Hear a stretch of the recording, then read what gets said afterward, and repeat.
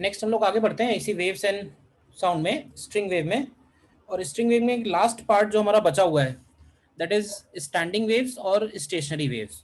और ऐसे समझ लो कि बहुत इंपॉर्टेंट पार्ट है। सबसे ज्यादा इंपॉर्टेंट पार्ट जो है दो तीन है, डॉपलर्स इफेक्ट हो गया, स्टैंडिंग वेव हो गया। तो नेक्स्ट हेडिंग पड़ेगा स्टैंडिंग और स्टैंडिंग और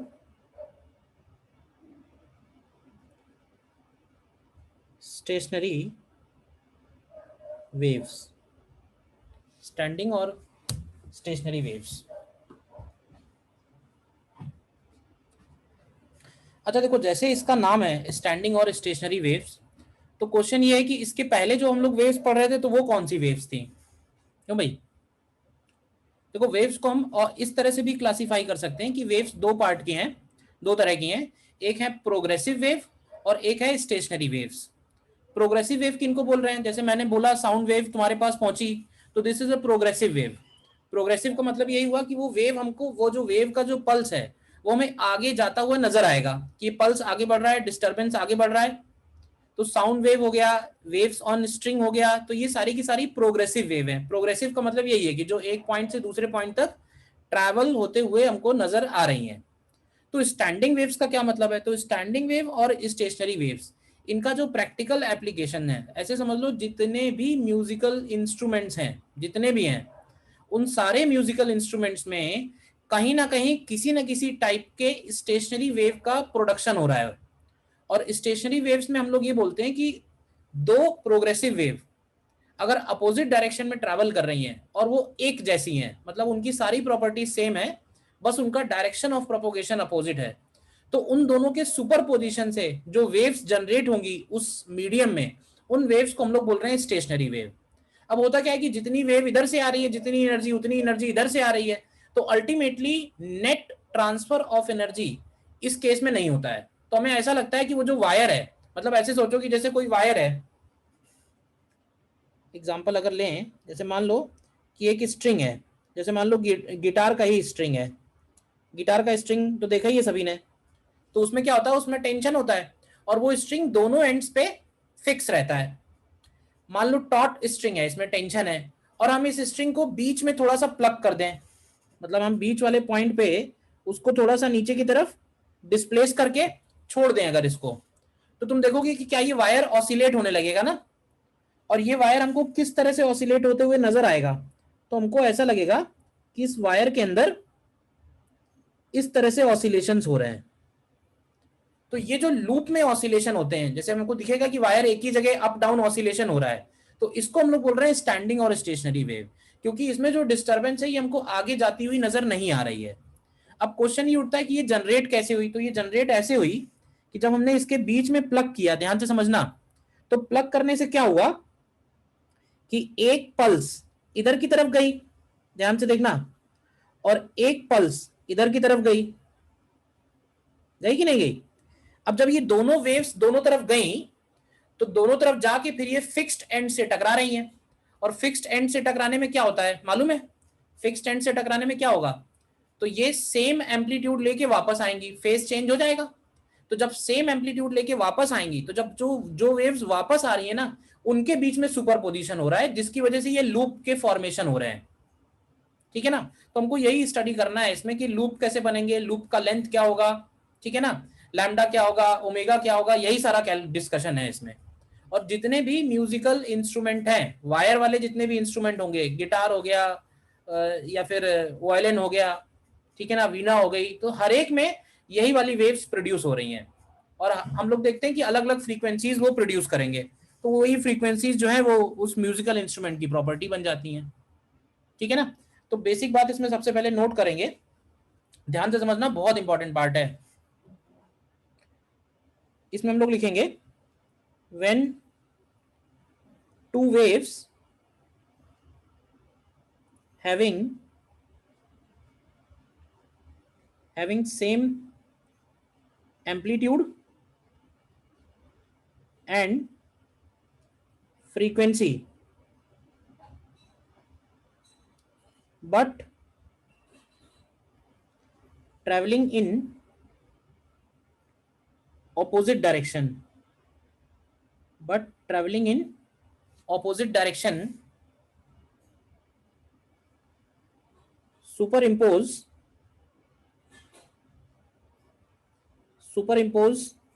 at a point in medium, then standing or stationary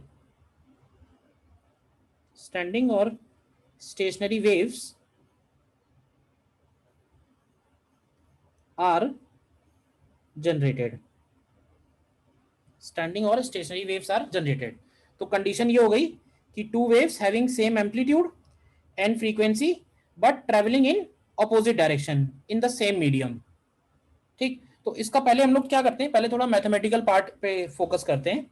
तो मैथमेटिकल पार्ट ऐसे है कि एक वेव का इक्वेशन ले लेते हैं, y1 is equal to a sine omega t minus k x, और दूसरा लेते हैं y2 is equal to a sine omega t plus k x. देखो, तो दोनों वेव्स में तुम ध्यान से चेक कर लो, फ्रीक्वेंसी एग्जैक्टली सेम ली हुई है, एम्पलीट्यूड दोनों का सेम लिया हुआ है, और डायरेक्शन ऑफ प्रोपोगेशन दोनों का अलग अलग है, डायरेक्शन अलग अलग है ट्रैवलिंग का. तो अगर हम सुपरपोजिशन प्रिंसिपल लगाएं और रिजल्टेंट y लिखें, तो रिजल्टेंट y की वैल्यू हो जाएगी y1 प्लस y2. तो जरा बताओ, इसको अगर हम ऐड करेंगे तो क्या मिलेगा, a sine c plus sine d अगर इसमें लगाएं फॉर्मूला, तो क्या मिलेगा, बताओ भाई. ये y रिजल्टेंट की वैल्यू हो जाएगी 2a sine c plus sine D. क्या लिख सकते हैं, 2 sine c plus D by 2 and cos c minus D by 2. तो हम एक काम करते हैं, कॉस वाला टर्म पहले लिख लेते हैं. तो cos c minus D by 2 करोगे अगर, तो ये कॉस के एक्स आएगा, और sine c plus D by 2 करोगे तो साइन ओमेगा टी आएगा. तो ये जो हमारे पास इक्वेशन आई है, इसको हम लोग बोलते हैं this is equation of a stationary wave, stationary और स्टैंडिंग वेव. पहचानेंगे कैसे कि प्रोग्रेसिव है या स्टैंडिंग है, पहचान सकते हो क्या फर्क है दोनों में, दोनों की इक्वेशन में देख के फर्क पहचान सकते हो, कैसे पहचानोगे, दिख रहा है इसमें. अगर तुम देखो कि ओमेगा टी और के एक्स दोनों एक ही साइन के अंदर आ रहे हैं, मतलब साइन के अंदर ओमेगा टी और के एक्स दोनों प्रेजेंट है, लेकिन यहाँ पे तुम देखो कि एक्स वाला टर्म अलग है और टाइम वाला टर्म अलग है. तो यहाँ पे ये जो पहला वाला टर्म है, this is called amplitude of standing wave. ठीक है, और ये जो दूसरा वाला टर्म है, दिस रिप्रेजेंट्स ऑसिलेशंस. ठीक है, ध्यान से अगर तुम देखो दोनों इक्वेशंस को, बस ये भी एसएचएम का इक्वेशन है और ये भी एसएचएम का इक्वेशन है. मतलब अगर तुम इसमें x इक्वल टू 0 रखोगे तो तुमको क्या मिलेगा, a साइन ओमेगा टी, और इसमें x इक्वल टू 0 रखोगे तो तुमको मिलेगा 2a साइन ओमेगा टी. मतलब है तो दोनों ही एसएचएम ना, इसमें भी पार्टिकल एसएचएम कर रहे हैं और इसमें भी पार्टिकल एसएचएम कर रहे हैं. ध्यान से देखो, तो कोई भी x कोऑर्डिनेट अगर हम रख दें तो उसमें भी पार्टिकल एसएचएम कर रहे हैं और इसमें भी पार्टिकल एसएचएम कर रहे हैं, लेकिन फिर भी ये वाला जो है ये है स्टैंडिंग और स्टेशनरी, और ये है प्रोग्रेसिव. अब दोनों में फर्क क्या है, थोड़ा और गहराई से विजुलाइज करें तो हम इसमें एक बात ये बोलेंगे कि स्टैंडिंग वेव में क्या है, सॉरी प्रोग्रेसिव वेव में क्या है, प्रोग्रेसिव वेव में x की तुम कोई भी वैल्यू रखो, ध्यान से चेक करना, x की कोई भी वैल्यू रखो, क्या एम्पलीट्यूड सबका सेम है, बताओ है या नहीं है. मतलब वेव जब प्रोपोगेट हो रही है, ये जो वेव है, ये जब वेव आगे जा रही है, तो क्या एम्पलीट्यूड अलग अलग है पार्टिकल्स का या सेम है, सेम. सारे पार्टिकल्स का एम्पलीट्यूड सेम है, क्योंकि अगर हम x की वैल्यू चेंज करेंगे तो साइन के अंदर चेंज हो रहा है, बाहर तो एम्पलीट्यूड यही रहेगा ना. लेकिन स्टेशनरी वेव में अगर हम x की वैल्यू चेंज करते हैं, तुम ध्यान से देखो, तो क्या अलग अलग पार्टिकल का एम्पलीट्यूड अलग अलग आ रहा है या नहीं है. तुम ये बात इस लूप में भी विजुलाइज कर सकते हो. इस लूप में देखो ध्यान से, क्या सबका एम्पलीट्यूड सेम है या अलग अलग है, अलग है. कुछ पार्टिकल हैं, ध्यान से देखो, तो वो मैक्सिमम एम्पलीट्यूड से ऑसिलेट हो रहे हैं, और जैसे जैसे हम फिक्स्ड एंड की तरफ जा रहे हैं एम्पलीट्यूड जो है वो कम होता जा रहा है कि नहीं है. तो स्टैंडिंग और स्टेशनरी वेव का ये एक सबसे बड़ा डिफरेंस आ गया कि स्टैंडिंग और स्टेशनरी वेव में हर एक पार्टिकल का एम्पलीट्यूड अलग अलग होगा, लेकिन प्रोग्रेसिव वेव में हर एक पार्टिकल का एम्पलीट्यूड सेम है।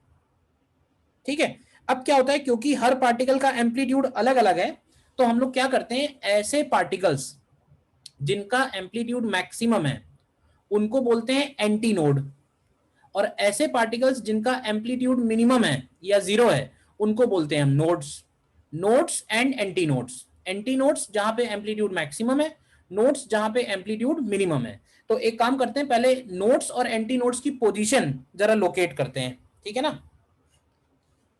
तो नीचे इसमें लिखेंगे, पहले निकालते हैं एंटी नोड्स। तो पोजीशन ऑफ एंटी नोड्स अगर करेंगे तो एंटी नोड्स कौन से पॉइंट्स हैं, तो इसमें आगे लिख सकते हैं कि which are oscillating with maximum amplitude. तो बताओगे कि मैथमेटिकली क्या करना चाहिए, क्या ऐसे बोल सकते हैं कि इसका एम्पलीट्यूड मैक्सिमम क्या होगा, तो एम्पलीट्यूड मैक्सिमम +2a हो या -2a हो। माइनस का मतलब सिर्फ ये होगा कि वो उस टाइम पे नीचे है बस। एम्पलीट्यूड तो +2a बने या -2a बने, दोनों केस में मैक्सिमम बनेगा। तो यहां से तुमको मिलेगा कि जो cos kx है, cos kx is equal to +-1। बताओ, तो यहां से kx की वैल्यू क्या आएगी, क्या इसको हम लोग n पाई लिखेंगे? तो अगर हम इसको 2π/λ into x is equal to n pi करें तो यहाँ से x की वैल्यू आ जाएगी n λ/2। देखो, और n की वैल्यू अगर हम चेंज करते जाएं, n की वैल्यू स्टार्टिंग फ्रॉम 0, +-1, +-2, +-3, तो x की क्या वैल्यूज मिलेंगी, तो देखो x की वैल्यू मिलेगी 0, +-λ/2, +-λ, +-3λ/2 एंड सो ऑन। तो ये जो निकल के आए हैं, ये निकल के आई हैं लोकेशंस ऑफ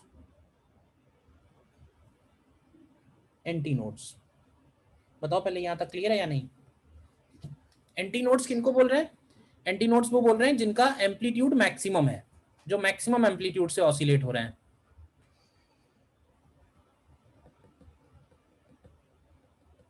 बोलो, फिर आते हैं नेक्स्ट, पोजीशन ऑफ नोड्स। तो नोड्स किनको बोलेंगे, नोड्स बोलेंगे which are oscillating with minimum amplitude, which are oscillating with minimum amplitude. तो मिनिमम एम्पलीट्यूड का मतलब ये हो जाएगा कि 2a cos kx is equal to 0 हो जाए। क्यों भाई, यहाँ पे तो 0 हो सकता है ना, तो यहाँ से kx का वैल्यू क्या आएगा, kx बन जाएगा ऑड मल्टीपल ऑफ π/2। तो यहाँ से अगर तुम x की वैल्यू निकालोगे तो आएगी 2n+1 टाइम्स λ/4। देखो, और अगर हम n की वैल्यू चेंज करते जाएं तो x की वैल्यू देखो क्या मिलेगी, x की वैल्यू मिलेगी +-λ/4, +-3λ/4, +-5λ/4 and so on.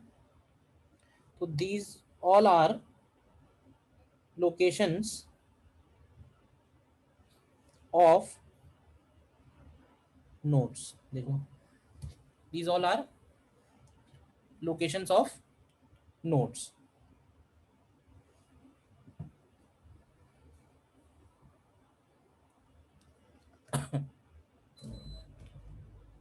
देखो यहां तक, what are nodes, what are anti nodes.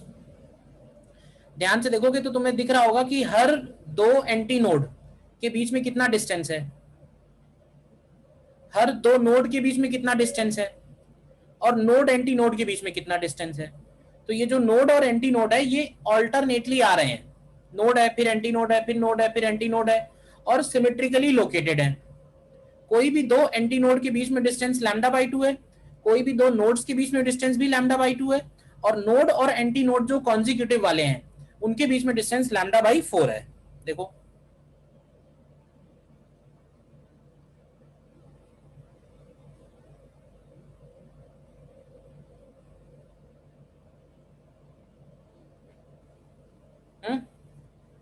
ठीक है, यहां तक बताओ।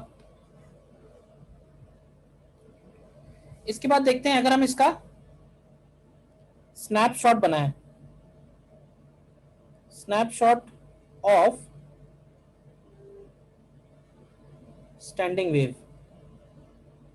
तो स्नैपशॉट बनाने के लिए हम लोग एक काम कर सकते हैं, हमारे पास इक्वेशन है y is equal to 2a cos kx into sine omega T. देखना जिसमें ये पहला वाला टर्म जो है, ये x वाला जो टर्म है वो एम्पलीट्यूड रिप्रेजेंट करता है, और जो टाइम वाला टर्म है वो ऑसिलेशंस रिप्रेजेंट करेगा। ऑसिलेशंस का मतलब ये है कि अलग अलग टाइम पे उसका डिस्प्लेसमेंट अलग अलग आएगा, लेकिन जो एम्पलीट्यूड है वो फिक्स है। तो अगर हम इसको x इक्वल टू 0 पे प्लॉट करें, और सॉरी t इक्वल टू 0 पे, तो बताओगे कि t इक्वल टू 0 पे स्ट्रिंग का शेप कैसा होगा। हम लोग प्लॉट करने वाले हैं y वर्सेस x स्नैपशॉट। तो अगर हमने t इक्वल टू 0 पे उसका पिक्चर लिया है, तो t इक्वल टू 0 पे y की वैल्यू क्या है, बोलो। 0 है। t इक्वल टू 0 पे y की वैल्यू 0 है, मतलब समझना ध्यान से कि t इक्वल टू 0 पे हमको ये पूरी स्ट्रिंग स्ट्रेट नजर आएगी, ऐसा लगेगा कि जैसे स्ट्रिंग में कुछ है ही नहीं, कोई वेव ही नहीं है। ठीक है, यहां तक बताओ। अच्छा, t बाई 4 टाइम के बाद क्या होगा, यानी कि t बाई 4 टाइम के बाद, तो t बाई 4 टाइम के बाद क्या, ये 2a cos kx का ग्राफ बन जाएगा। बताओ तो 2a cos kx का ग्राफ कैसा आएगा, देखो जरा मैं ड्रॉ कर रहा हूं।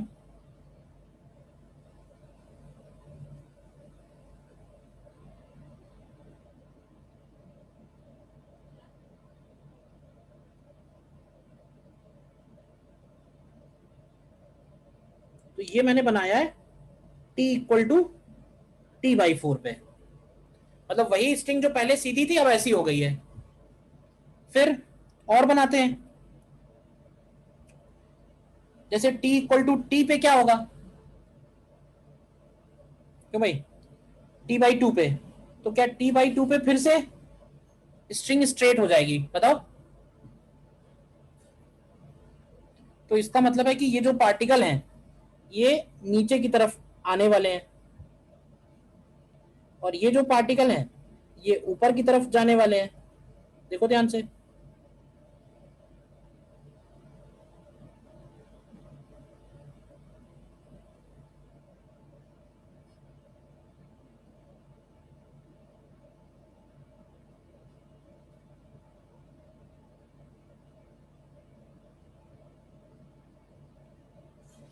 ठीक है।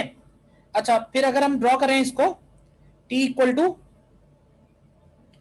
3t/4 पे क्या होगा, t इक्वल टू 3t/4 पे, तो 3t/4 पे तुम ध्यान देखो तो साइन ओमेगा टी वाला टर्म माइनस हो जाएगा ना, -1।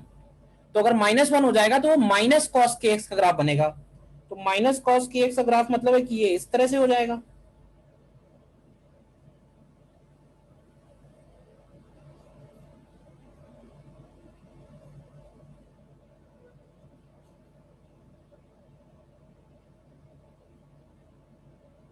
देखो तो तुम ध्यान से देखो, अगर चेक करो तो क्या कुछ पॉइंट ऐसे हैं जो मूव कर ही नहीं रहे हैं कभी भी, है कि नहीं है ऐसा। Yes sir. कौन कौन से पॉइंट हैं, तो जो पॉइंट्स कभी भी मूव नहीं कर रहे हैं उन्हीं को हम लोग बोलते हैं नोड्स। तो ये नोड हो गया, ध्यान से देखो, ये नोड हो गया, ये नोड हो गया, ये नोड हो गया, ठीक है। और कुछ पॉइंट्स ऐसे हैं जो मैक्सिमम एम्पलीट्यूड से ऑसिलेट हो रहे हैं, वो कौन से पॉइंट हैं, दिख रहे हैं क्या डायग्राम में, ऐसे पॉइंट्स जिनका एम्पलीट्यूड मैक्सिमम है किस जगह लोकेटेड है, और कौन कौन से पॉइंट्स हैं, देखो बताओ ध्यान से।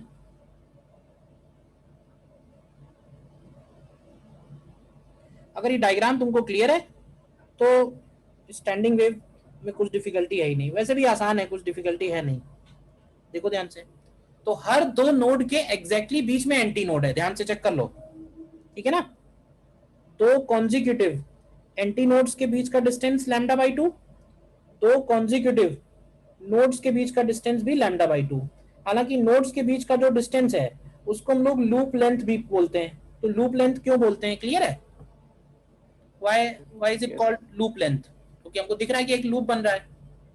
ये जो मैंने अलग अलग कलर से बनाया हो, ये अलग अलग टाइम पे है, तो क्या ऐसा ऑसिलेशन हो रहा होगा ना, अप डाउन ऑसिलेशन हो रहा होगा। देखो ध्यान से, ठीक है, कोई डाउट यहां तक बताओ। अब इसमें कुछ कुछ बातें हैं जो लिखी हुई हैं, वो सारी की सारी ध्यान रखनी है। लूप लेंथ का क्या मतलब है, नोड्स के बीच का डिस्टेंस क्या है, एंटी नोड्स के बीच का डिस्टेंस क्या है, ठीक है ना। नॉर्मली क्या होगा कि जैसे जो फिक्स्ड एंड होगा, फिक्स्ड एंड का बिहेवियर हमेशा नोड की तरह होगा, और अगर फ्री एंड है तो फ्री एंड का बिहेवियर एंटी नोड बनेगा, ठीक है ना। नोड कहाँ होगा, एंटी नोड कहाँ होगा, इस पॉइंट का बात, इस पॉइंट के बारे में बोल रहा हूँ। अच्छा, अब इसमें जो पॉइंट है इंपॉर्टेंट जो हमें ध्यान रखने हैं, वो अलग से नोट करके लिखते जाते हैं। फर्स्ट पॉइंट में तुम ध्यान से देखो, तो प्रोग्रेसिव वेव में क्या था, प्रोग्रेसिव वेव में कोई भी दो पार्टिकल के बीच का जो फेज डिफरेंस था, फेज डिफरेंस समझ गया ना, कि कौन एक्सट्रीम पे है, कौन मीन पे है, कौन बीच में है। तो फेज डिफरेंस 0 से लेके 2 पाई के बीच में कुछ भी हो सकता है प्रोग्रेसिव वेव में। प्रोग्रेसिव वेव में कोई पार्टिकल पॉजिटिव एक्सट्रीम पे होता है, कोई मीन पे भी होता है, कोई नेगेटिव पे भी होता है, कोई बीच में भी होता है, यानी हर तरह का पार्टिकल अवेलेबल होता है, चाहे वो एक्सट्रीम पे हो चाहे वो मीन पे हो, ठीक है ना। तो उनके बीच का जो फेज डिफरेंस है वो 0 से लेके 2 पाई के बीच का कुछ भी हो सकता है। लेकिन स्टैंडिंग वेव में तुम ध्यान से देखो फेज डिफरेंस, तो यहां पे एक लूप के अंदर जितने भी पार्टिकल हैं, तुम ध्यान से देखो, क्या ये सेम फेज में है, बोलो। एक लूप के अंदर जितने भी पार्टिकल हैं वो सारे के सारे सेम फेज में हैं। सेम फेज में होने का मतलब है कि वो एक साथ पॉजिटिव एक्सट्रीम पहुंच रहे हैं, एक साथ नेगेटिव एक्सट्रीम, फिर से मीन, एक साथ हो रहे हैं। तो एक लूप के अंदर कोई भी फेज डिफरेंस नहीं है। और कॉन्जिक्यूटिव लूप में कितना फेज डिफरेंस है बताओगे? पाई, पाई का फेज डिफरेंस है कॉन्जिक्यूटिव लूप में, पाई का फेज डिफरेंस है। तो ये बात एक ध्यान रखने वाली है, तो ये पॉइंट नंबर 1 में लिख देना। पॉइंट नंबर 1 में लिखेंगे particles in the same loop are oscillating in same phase, ठीक है ना। सेम फेज का मतलब हो गया that is 0 phase difference, 0 phase difference, and particles oscillating in consecutive loops are in opposite phase. Opposite phase का मतलब है that is phase difference is equal to pi. ध्यान रखा ये पॉइंट, मतलब यहां पे दो ही फेज डिफरेंस पॉसिबल हैं, या तो फेज डिफरेंस 0 है या फेज डिफरेंस पाई है। मतलब 0 बोलो या 2 पाई बोलो या 4 पाई बोलो, एक ही बात हुआ ना। देन सेकेंड पॉइंट में general equation of standing waves, general equation of standing waves. तो जनरल इक्वेशन क्या हो सकती है, जनरल इक्वेशन लिख सकते हैं y is equal to a sine के x plus five one into sine omega t plus five two. यहाँ पे भी ये जो x वाला पूरा का पूरा टर्म है ये बनेगा एम्पलीट्यूड, और ये वाला जो टर्म है ये बनेगा ऑसिलेशंस। जनरल इक्वेशन का मतलब यही है कि जिसमें सारी इक्वेशंस आ गई। तो देखो इसमें एक बात का ध्यान रखना, एक पूरा का पूरा टर्म x का है और एक पूरा का पूरा टर्म टाइम का है, ठीक है ना। अब ये है कि जो x वाला टर्म है वो साइन भी हो सकता है, कॉस भी हो सकता है, इसी तरह से जो टाइम वाला टर्म है वो भी साइन भी हो सकता है, कॉस भी हो सकता है। तो इसीलिए मैंने kx प्लस फाई1 और साइन ओमेगा टी प्लस फाई2 लिखा हुआ है। तो फाई1 फाई2 जो है वो डिपेंड करेंगी कंडीशंस पे, ठीक है ना। जैसे जो डायग्राम हम लोगों ने बनाया है तुम ध्यान से देखो, तो उसमें x इक्वल टू 0 पे क्या है, नोड है कि एंटी नोड है, क्यों भाई। x इक्वल टू 0 वाले पार्टिकल का मैक्सिमम डिस्प्लेसमेंट है, यानी x equal to 0 is a anti node. लेकिन जरूरी नहीं है, ऐसा हो सकता था कि x इक्वल टू 0 नोड होता तो ये वेव यहां से स्टार्ट होती। बात समझ में आई। तो पहला वाला टर्म कॉस का है x वाला या साइन का है, ये बताएगा कि वो नोड है या वो एंटी नोड है। तुम डायरेक्ट भी ध्यान रख सकते हो कि if x equal to 0 is a node, then phi1 is equal to 0 degree, or if x equal to 0 is an antinode, then बताओगे phi कितना होगा, phi1, then phi1 is pi by 2, ठीक है ना। और phi2 किस पे डिपेंड करेगा, phi2 हो जाएगा initial phase of particles. Initial phase of particle से मतलब ये है कि वो पार्टिकल्स एक्सट्रीम से शुरू हो रहे हैं या मीन से शुरू हो रहे हैं, जैसे हम लोगों ने एसएचएम में निकाला था, ठीक है ना। जैसे हमने जो एग्जांपल लिया था उसमें पार्टिकल्स का इनिशियल फेज क्या था बताओ,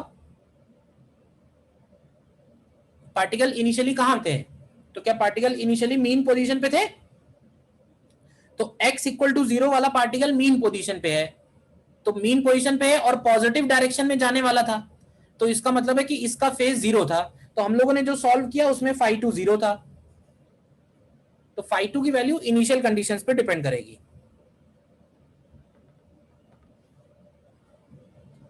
बताओ यहां तक कोई डाउट तो।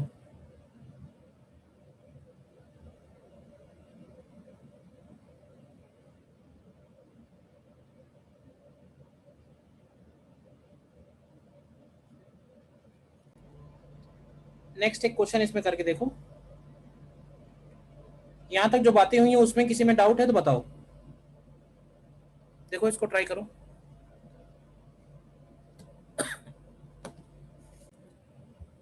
अच्छा इस क्वेश्चन में एक मुझे मिस्टेक लग रही है, शायद 60 सेंटीमीटर है, 600 नहीं है।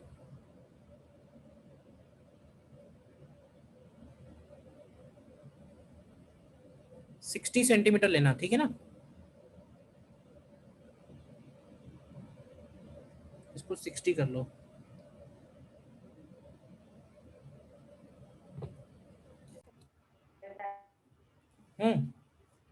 अब इसमें भी देखो वही वैसे ही है, ये जो पहला वाला टर्म है ये हमको एम्पलीट्यूड के बारे में बताएगा, और ये दूसरा वाला टर्म है ये ऑसिलेशंस के बारे में बताएगा, ठीक है। अब हमसे सबसे पहले पूछा है what is maximum displacement of a point x equal to 5। तो x इक्वल टू 5 का मैक्सिमम डिस्प्लेसमेंट निकालना है, तो इसका मतलब एम्पलीट्यूड ही निकालना है। तो x equal to 5 centimetre amplitude में रख दो। एम्पलीट्यूड की वैल्यू है 4 साइन पाई एक्स अपॉन 15, तो ये कितना आएगा 5 रखने पे, पाई बाई 3 बन जाएगा, हाँ 2√3 आएगा। Yes sir. ठीक है, फिर सेकंड पॉइंट में कह रहा है where are the nodes located along the string. तो नोड्स के लिए हम लोग बोलेंगे कि एम्पलीट्यूड 0 होना चाहिए, तो यहां से आएगा sine of pi x upon 15 equal to 0। तो पाई एक्स अपॉन 15 को क्या लिखेंगे, क्या इसको हम लोग एन पाई लिखेंगे, तो यहां से x की वैल्यू 15n आ जाएगी। तो 15n आने का मतलब है कि 0 हो गया, कॉमा 15 सेंटीमीटर हो गया, comma 30 centimetre, 45 centimetre and 60 centimetre. बस 60 तक कैलकुलेट करो क्योंकि लेंथ ऑफ स्ट्रिंग तो 60 है ना। तो ये हो गया लोकेशन ऑफ नोड्स। फिर पूछा हुआ है what is velocity of particle at x equal to 7.5।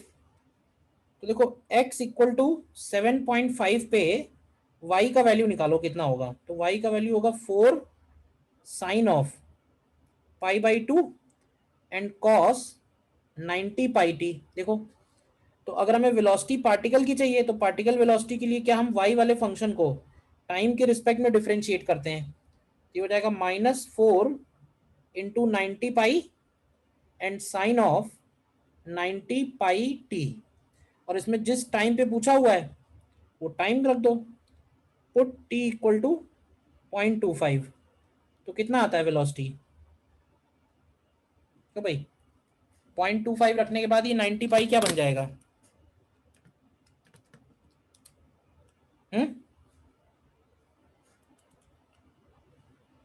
ये आ जा रहा है -360 पाई एंड साइन ऑफ, इसके अंदर देखो कितना बच रहा है, तो मुझे लगता है बच रहा है 45 पाई बाई 2, क्यों भाई, तो ये +1 आएगा साइन या -1 आएगा, क्यों भाई, +1 आएगा मुझे लगता है, तो ये -360 पाई सेंटीमीटर पर सेकेंड आंसर आएगा। बताओ भाई आ रहा है नहीं आ रहा है,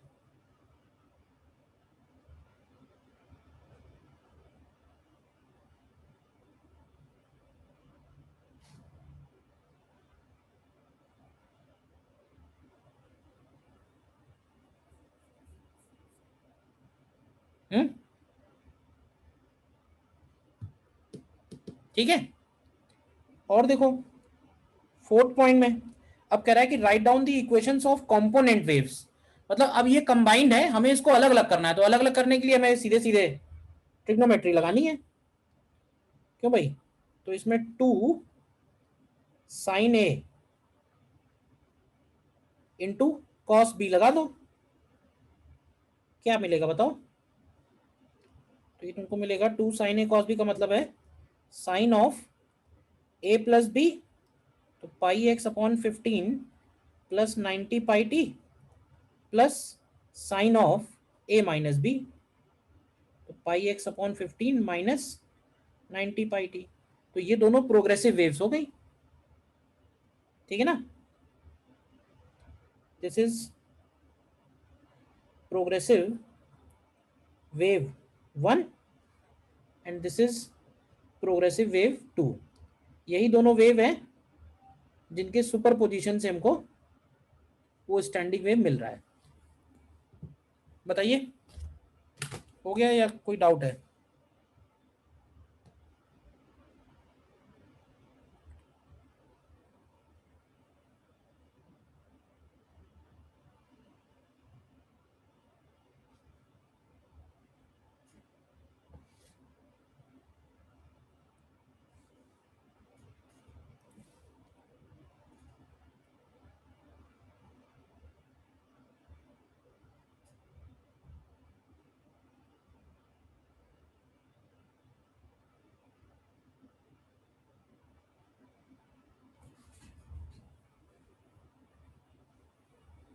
क्वेश्चन बताइए, क्लियर है ये वाला या नहीं क्लियर है, Yes, sir.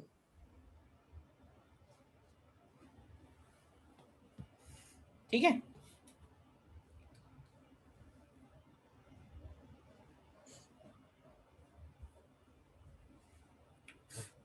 तो इसमें नोट में पॉइंट कर लेते हैं, पॉइंट नंबर 2 हुआ था, नेक्स्ट देखते हैं पॉइंट नंबर 3 में, point number 3 is modes of vibration of a string, question इस पे ज़्यादा बनते हैं, मतलब अब हम लोग ये निकालने चाह रहे हैं कि किसी स्ट्रिंग को जब हम वाइब्रेट करा रहे हैं तो उसके अंदर कौन कौन सी फ्रीक्वेंसीज इन्वॉल्व हैं, तो इसको हम 2 केस स्टडी करेंगे इसमें, पहला केस लेते हैं जिसमें बोथ एंड्स आर फिक्स्ड, मतलब स्ट्रिंग के दोनों एंड्स अगर फिक्स्ड हैं, ठीक है, तो देखो अगर स्ट्रिंग के दोनों एंड फिक्स्ड हैं, देखो ध्यान से, ठीक है, और मान लेते हैं कि ये स्ट्रिंग एल लेंथ का है, ठीक है, तो फंडामेंटल मॉड का मतलब ये होगा, देखो जहां जहां पे एंड फिक्स है क्या वो नोड बनेगा, अब मुझे बताओ कि नोड और नोड के बीच में मिनिमम डिस्टेंस क्या हो सकता है,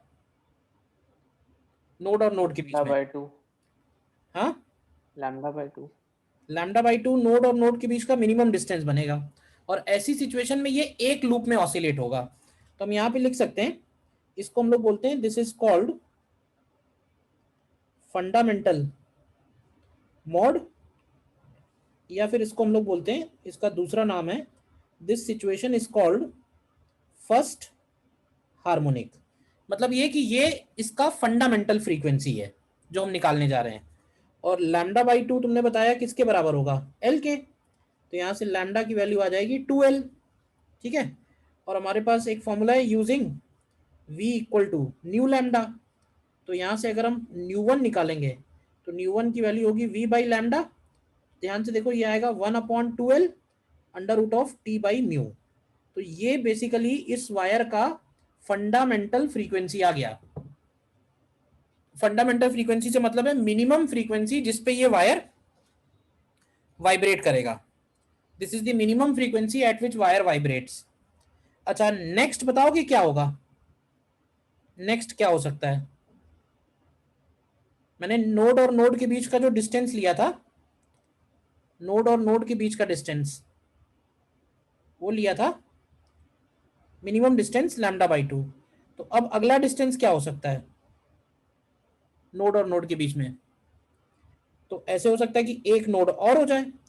तो एक नोड और होने का मतलब है कि अब ये वायर दो लूप में ऑसिलेट हो।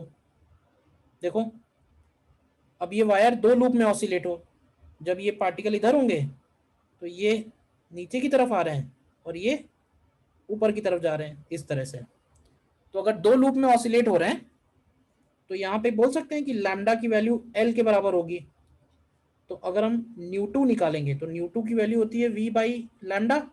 तो ध्यान से देखो, न्यू टू की वैल्यू 2 टाइम्स न्यू वन आ जाएगी। मतलब जो नेक्स्ट फ्रीक्वेंसी है वो फंडामेंटल वाली फ्रीक्वेंसी की डबल आ रही है। तो इसलिए इसको बोलते हैं, this situation is called first overtone, या फिर इसको बोलते हैं हम लोग सेकेंड हार्मोनिक। नाम जरूर ध्यान रखने, फर्स्ट ओवरटोन और सेकेंड हार्मोनिक। बताओगे कि नेक्स्ट वाला क्या होगा, इससे नेक्स्ट वाला क्या बनेगा, डायग्राम, डायग्राम क्या बनेगा और उसका फ्रीक्वेंसी क्या होगा। करो इतना काम।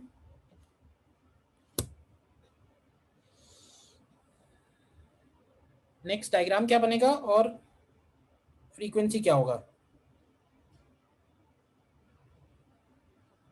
कितने लूप बनेंगे नेक्स्ट टाइम, नेक्स्ट वाले मॉड में कितने लूप हो जाएंगे। तो नेक्स्ट मॉड में बोल सकते हैं भाई 3 लूप हो जाएंगे। तो अगर 3 लूप हो गए तो इसमें 2 नोड्स और आ जाएंगे। तो अगर 2 नोड्स और आ गए तो इसका ऑसिलेशन इस तरह से होगा। और हम लोग लिखेंगे इस बार कि 3 times lambda by 2 is equal to L. तो लैम्डा की वैल्यू आएगी 2L बाई 3। तो यहाँ से जो न्यू 3 आएगा, ध्यान से देखो, तो क्या वो 3 टाइम्स न्यू 1 होगा, मतलब कि फंडामेंटल फ्रीक्वेंसी का 3 टाइम्स। तो this is called second overtone, या फिर इसको बोलते हैं थर्ड हार्मोनिक। देखो, हार्मोनिक कौन सा है, थर्ड है या सेकंड है, वो ये वाला मल्टीप्लायर डिसाइड करेगा। यहाँ 2 है तो ये 2 है, यहाँ 3 है तो ये 3 है। ये जरा ध्यान देना, हार्मोनिक का मतलब यही होता है कि फंडामेंटल फ्रीक्वेंसी का कौन सा मल्टीपल है ये। ठीक है, तो अगर हम इसी तरह से लिखें जनरल बात कि अगर कोई वायर दोनों एंड पे फिक्स्ड है तो उसके फ्रीक्वेंसी ऑफ पीएथ ओवरटोन क्या होगी, बता सकते हो डायरेक्ट, या फिर फ्रीक्वेंसी ऑफ एमएथ हार्मोनिक क्या होगी। पीएथ ओवरटोन बताओ पहले क्या बनेगी, पीएथ ओवरटोन का क्या फ्रीक्वेंसी होगा। P+1 new 1। P+1 पीएथ ओवरटोन का मतलब होगा P+1th हार्मोनिक। तो ये फंडामेंटल फ्रीक्वेंसी का P+1th टाइम होगा। वैल्यू लिखें तो P+1 अपॉन, देखना ध्यान से, 2L और under root T by mu. और mth हार्मोनिक, तो mth हार्मोनिक का मतलब हो जाएगा m टाइम्स न्यू 1। तो ये आएगा m by 2L under root of T by mu. तो ये बहुत इंपॉर्टेंट है, बस समझ लो, बहुत सारे क्वेश्चन मिलेंगे इसके ऊपर। एक बार देख लो पूरा situation. This was for wire fixed, both and fixed, wire with both ends fixed.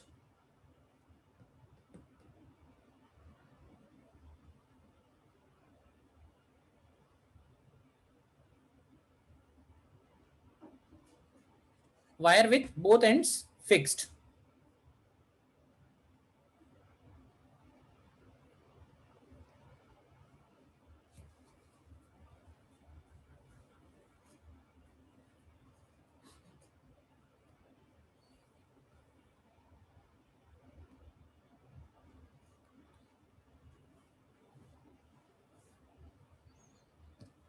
ठीक है,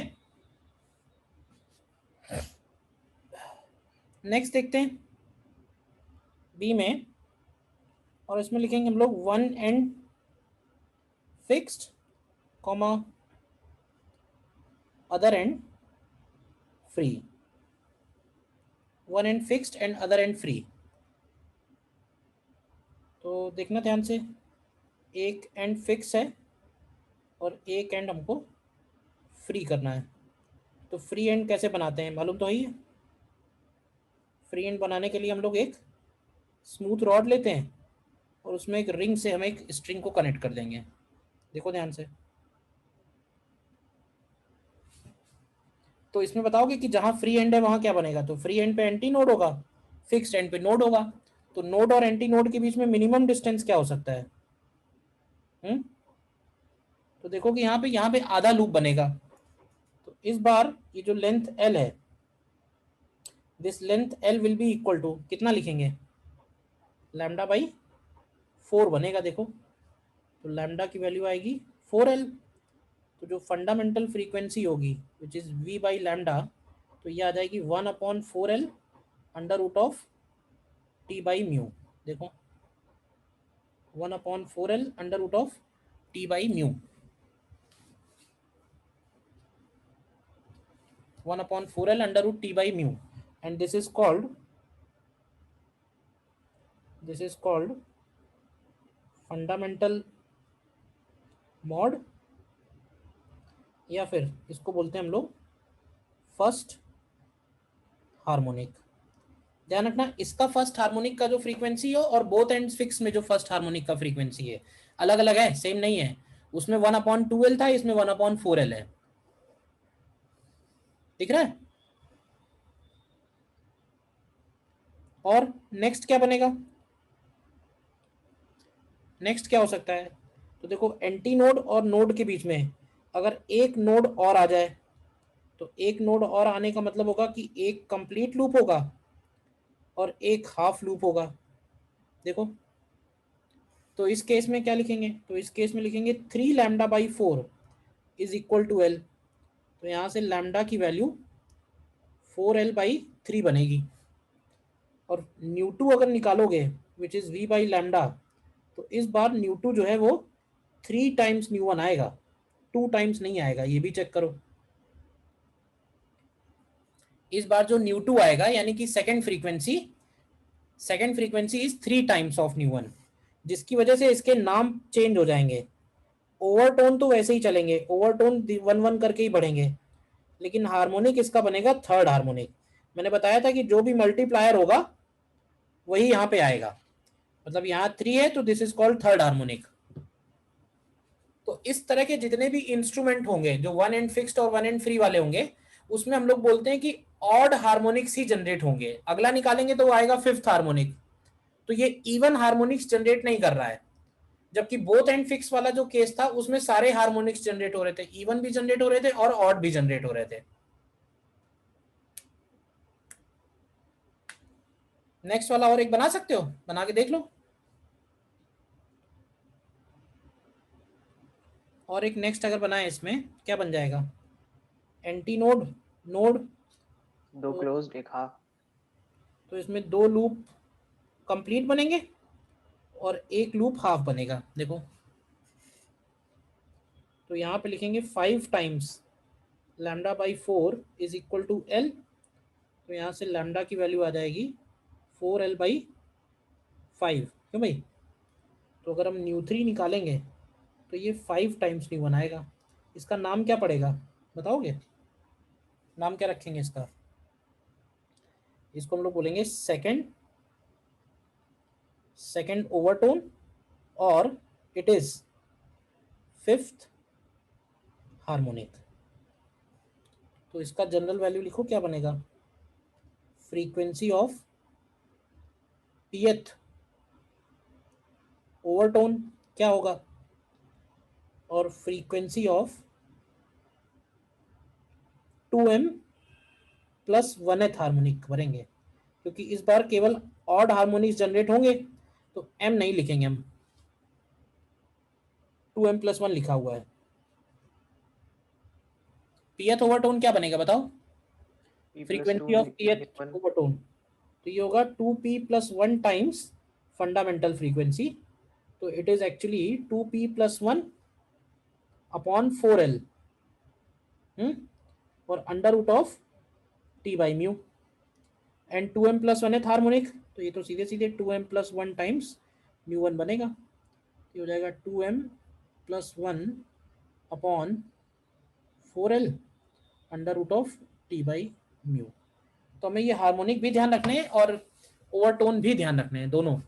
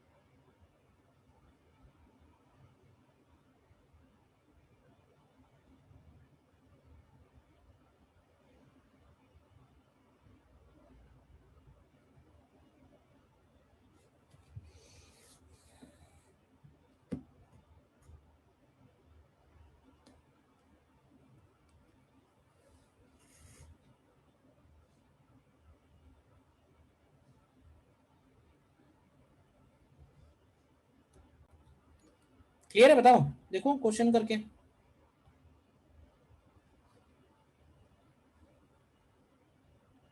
देखो नेक्स्ट एक क्वेश्चन है,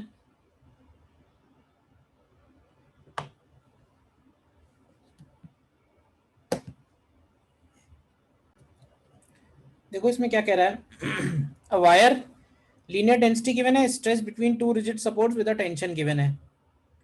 तो हम सबसे पहले यहाँ से v निकालो, कितना आएगा? तो v की वैल्यू होगी under root of t by mu, तो ये आएगी अंडर रूट ऑफ t का मतलब हो जाएगा 4.5 इंटू 10⁻7 अपॉन 0.05, क्यों भाई? तो टेंशन कितना आता है, और वेलोसिटी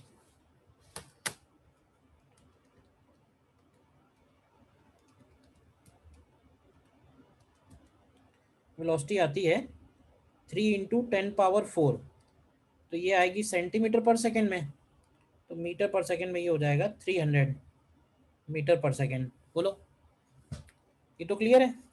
अब वो कह रहा है कि वायर जो है वो 420 हर्ट्ज पे ऑसिलेट हो रहा है, और next higher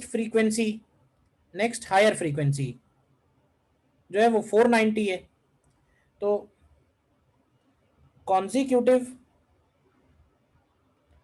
consecutive frequencies of vibration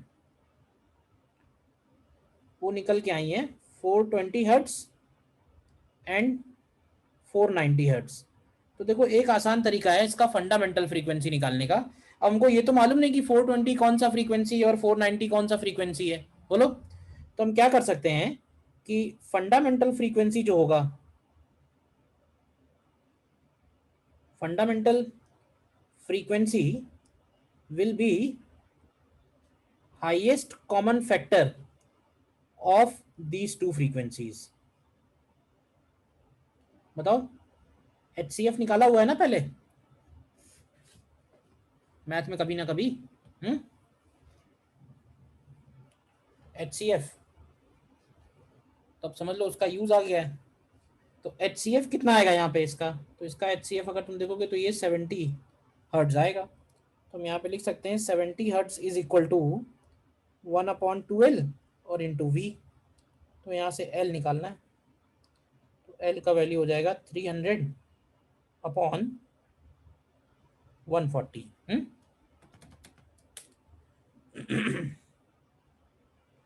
तो ये 214.28 सेंटीमीटर आ रहा है आंसर। बताइए।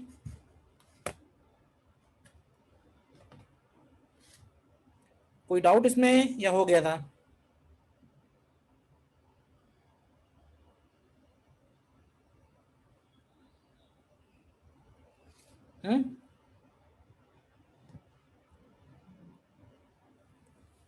कोई डाउट इसमें या हो गया था?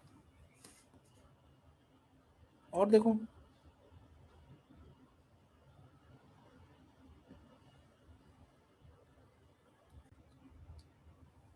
और एक नेक्स्ट क्वेश्चन देखो, सिमिलर प्रॉब्लम है।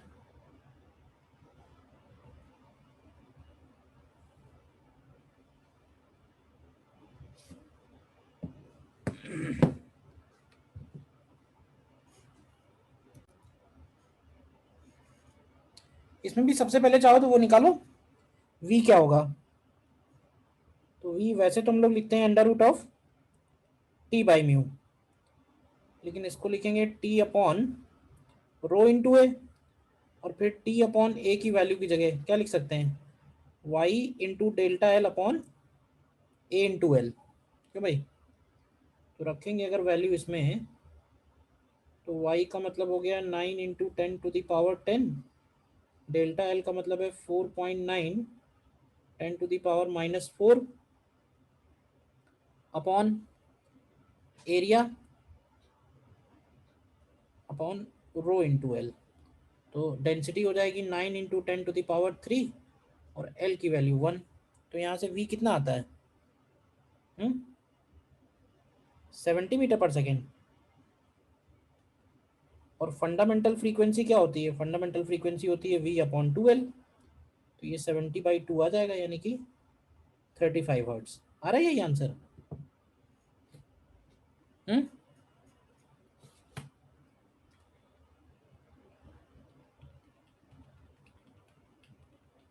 आ रहा है आंसर। ठीक है, तो अभी इस आज वाले लेक्चर में इतने ही रखते हैं। अभी इसमें थोड़ा सा बातें, एक दो बातें और बताएंगे और थोड़े अच्छी क्वालिटी के क्वेश्चन और करेंगे।